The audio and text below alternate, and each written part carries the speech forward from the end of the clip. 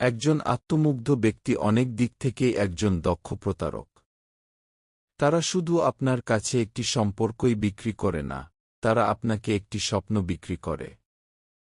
শুরুতে তারা আপনাকে স্নেহ, প্রতিশ্রুতি এবং মনোযোগ দিয়ে ভরিয়ে দেয়, যা আপনাকে এমন অনুভূতি দেয় যেন আপনি অবশেষে আপনার আত্মার সঙ্গীকে খুঁজে পেয়েছেন। এই পর্যায়টি এতটাই নেশা ধরানো যে আপনি কল্পনাও করতে পারেন না যে কোনো কিছু কখনো ভুল হতে পারে। কিন্তু সেই আকর্ষণীয় মুখোশের আড়ালে লুকিয়ে থাকে সম্পূর্ণ ভিন্ন এক বাস্তবতা। একবার তারা নিশ্চিত হয়ে গেলে যে আপনি তাদের জালে আটকা পড়েছেন, তখন সেই স্বপ্ন এক জীবন্ত দুঃস্বপ্নে পরিণত হয়।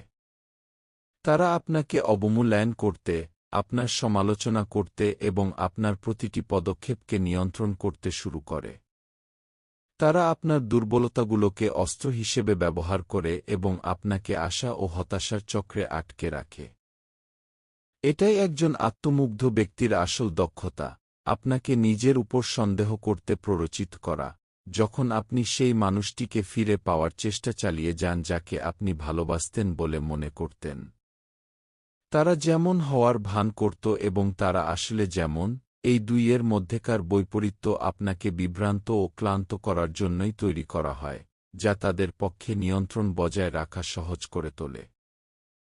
যদি আপনার কখনো এমন মনে হয়ে থাকে যে আপনাকে একটি সুন্দর মায়ের ফাঁদে ফেলা হয়েছিল যা পরবর্তীতে অবিরাম যন্ত্রণায় পরিণত হয়েছে, তবে আপনি একা নন।